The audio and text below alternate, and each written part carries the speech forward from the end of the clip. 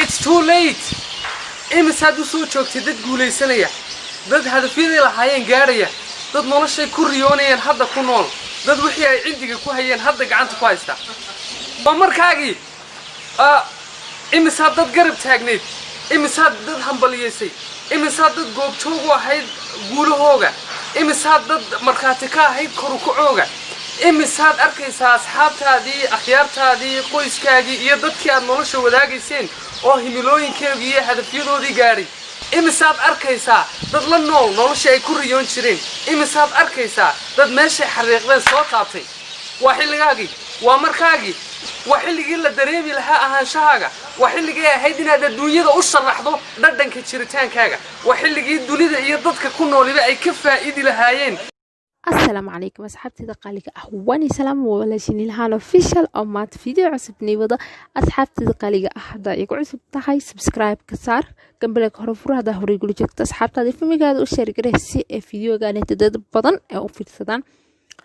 أصحابي أيان تاني توانيقا مشغولي كرالي ناخدا فيديوهاشينا ما نسوق ليين مالك أصحابي maanta waxaan ii wadaa fursad shaqo aad iyo aad u fiican masha Allah lacag badan laga faa'iidayo marka shirkadda waxa waaye Forever Living Product shirkadaasi waa shirkad la hubo waxaan la aasaasay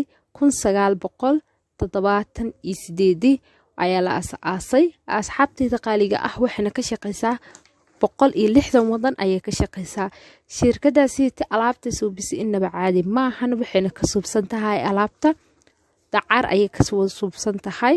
asxaabteeda qaaliga ah waxaan hoos nii soo dhigi doonaa insha Allah linki oo WhatsApp group ah marka linkigaasi ayaa soo raaci doontiin si anigana wixii faahfaahin anigaga siiyo shirkadda sidee u shaqeyso iyo alaabta sida uu iibsanaysid iyo waxaasid iyo heerka sida uu gaari kartid iyo lacagta sida ugu suubsan kartid marka asxaabteeda qaaliga ah dad badan ayaa ka faa'iideen oo shirkadaasi ka shaqeysta misana lacag badan ka qaatay oo isheeg maanta aad ugu faraxsan marka asxaabteeda qaaliga ah dadkaasi horumarka gaareen inaa ii sheeg anina waxaan jeclaystay asxaabteeda igu xiran in aan la soo wadaago fursadaasi shaqada ee iikani horumar ee u gaaraan misana ay lacag badan ay ugu shaqeystaan marka asxaabteeda qaaliga ah shirkadda waa sidaasi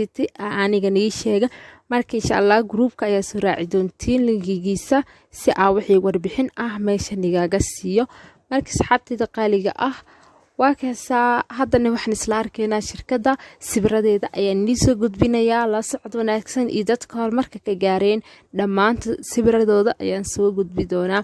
marka asxaabteeda qaaliga ah qof walba horumar inuu gaaro wuu jecel yahay misana heer uu gaaro anagana waxaan jeclaystay in aan dadkaygu xiran heerka aniga aan jeclahay inaan gaaro iikana ay gaaraan ayaan jeclaystay marka fiidiyooga fiirso dhammaystiro linkiga hore u soo raac si aan wixii warbixin ah nigaga siiyo